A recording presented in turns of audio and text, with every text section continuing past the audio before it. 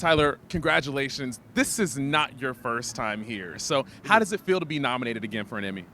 Every year, I think it's humbling in a way because I watch a lot of TV. You know what I mean? I saw a lot of really good TV this year.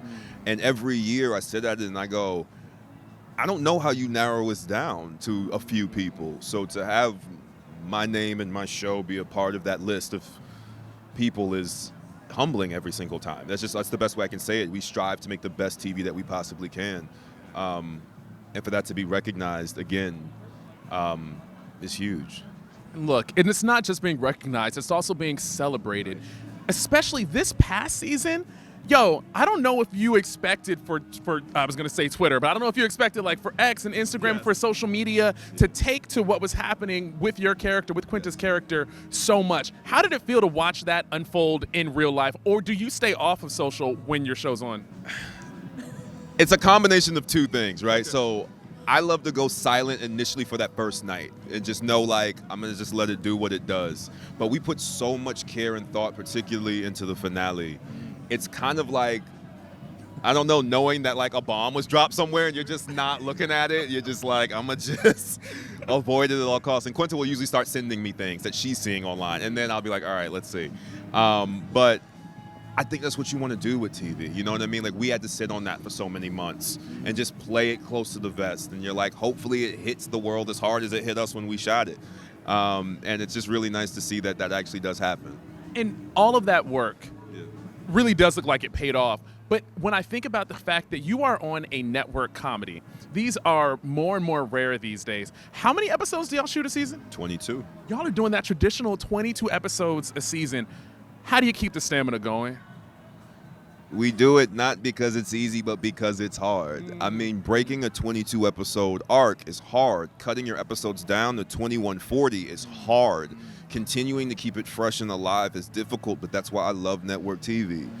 While the industry right now is contracting and like film is fighting for its life and even the streamers are complaining, network TV is still here. We're still doing it and we're still making it happen, and it's hard, it's grueling. There is no real way to prep. At episode 16 or 17, everyone's gonna get sick. Like I know it's gonna happen. Last year was bronchitis. This year, who knows what it is? You just get worn down, but you keep going. And I think that's what I love about network. And you clearly love the game because you mentioned film. I saw a trailer for your upcoming film project. Tell me just a little bit about that and what kind of different muscles do you get a chance to flex on there that you're not flexing on Abbott? Film is just a completely different animal, you know what I mean? Like you have one script to tackle over a longer period of time, whereas with TV, we're busting down a script a week.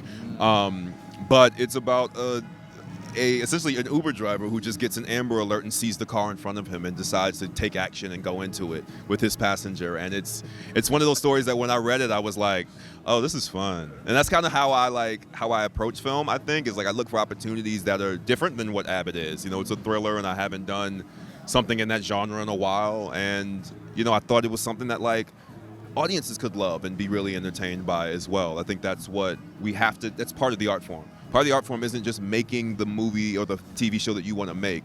It's making it so that the audience can also enjoy it as well. It's a communal thing. So then my final question for you is this. We know that at this point you are a fashion template. Okay, like we've seen the photos, we've seen the grams, like you're all the carpets. How much of your fashion sensibility gets a chance to be input into Abbott? None. Literally none. But that's what I love kind of about it, is I can separate the two. You know, I think whenever I'm on any carpet of any kind, it's particularly in award season, I'm trying to push the argument further. I'm trying to push the boundaries of what do we consider award season? What do we consider men's fashion? I want to kind of constantly move that needle forward.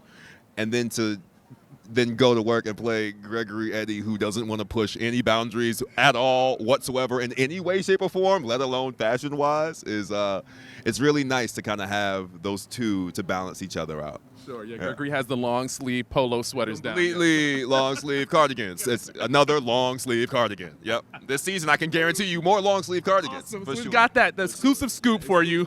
Gregory will be in more long sleeve cardigans. You heard it here first, guys. Tyler, thank you so much for your time. Appreciate you again.